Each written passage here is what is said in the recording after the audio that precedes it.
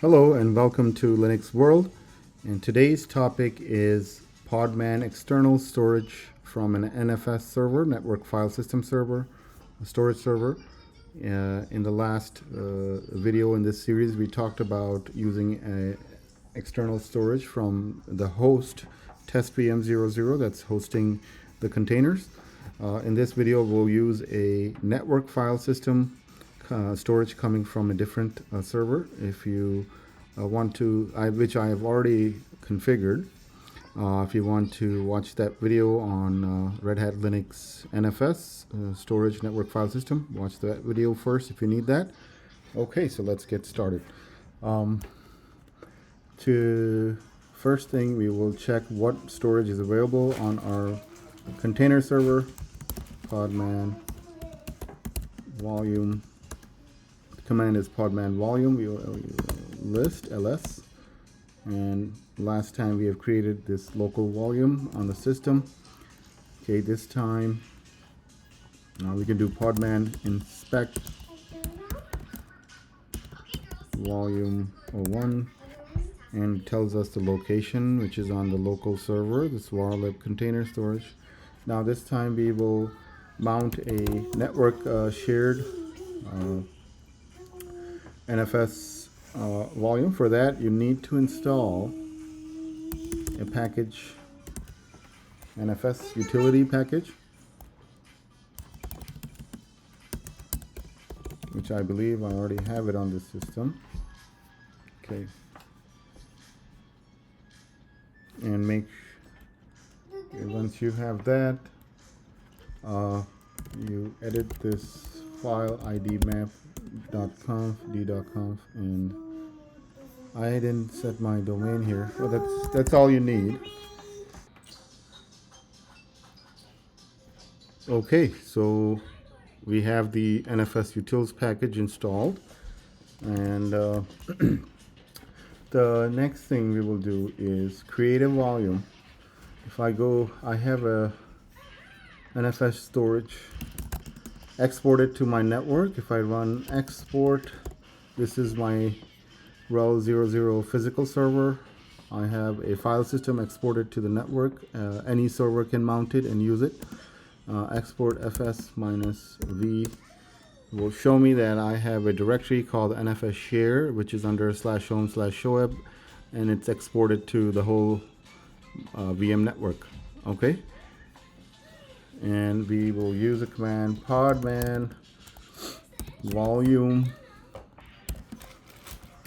create a backslash to go to the second line and write some more options. We're gonna do opt option type. It's gonna be a NFS4 file system version 4, and --opt options equals to read and write. Oops. Read and write. Okay, backslash. Instead of writing the command in a single line, I'm using backslash to go below. Option option device equals to, it's coming from my rel 00 server, and it's under home/shoeb/NFS share, and we're gonna name it on our podman storage network. We're gonna name it NFS volume. Okay, that looks good. So seems like NFS volume is created. Podman volume list will show me that NFS volume is there besides volume 01, which is local. So we could do podman volume inspect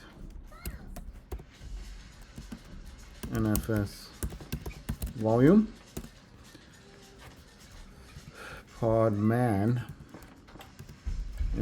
volume inspect NFS volume. So you could see some information here. Okay, it mounted it under the same location, var lib container storage volume NFS volume. Okay, so you can see that the device is coming from my RHL00 VM, and this is the location that's it's coming from, the NFS share, and the mount point is on our local container host test VM00, and this is where it's under volumes. So this is going to stay the same by default, and under the volumes it will have the new volumes created. Okay, so let's clear the screen out with Control L, and we have created our NFS volume. Now we will run a container with that being mounted. So here's a command. I'm gonna do podman run -it and -v to specify my local volume, which is coming from NFS, and it's named NFS volume. And we're gonna mount that on the container side. We're gonna mount it under /NFS share. Okay, and we're gonna use the image sent to us stream 9. And we are inside our container. We can do define file system -h/NFS share, which is the local file system here, and it appeared, meaning it has been successfully mounted. So if you see the file system under the file system section, Red Hat rel00 is the name of the virtual machine, and this is the folder or directory I'm sharing, and it has about 853 gigs of storage available, or storage size, and this much is available. And the mount point, it's mounted on our container at NFS share. So we can cd into /NFS share. Look at here, there's nothing in here.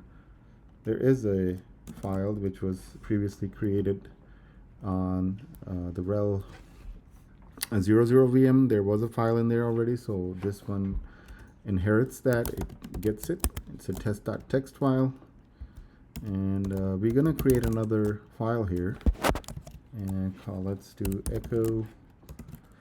This is a file from Podman container. Let's send it to podman.txt here. So we have two files now.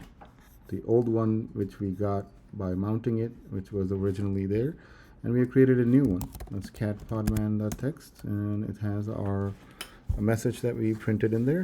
This is a file from Podman container. Now we will exit, and this container will die as soon as we exit. And what we can do is, as a test, this container is gone, but if we go back to the NFS master server, which is the rel00, and if we go to our shared directory, and we are in here. If we do an ls, we see that we have the podman.txt, and it's intact. So even though the container is gone, the whole point of having external storage is to have your files backed up on a source storage, right, which is coming from this server. So whether you want to use external storage on the host machine, you can. If you want to have a centralized server that is giving out external storage to all your hosts, you might have test VM00, test VM01, test VM02 running containers, and all of them can get storage from the single location. Okay, so that covers this topic, and thanks for watching. Stay tuned.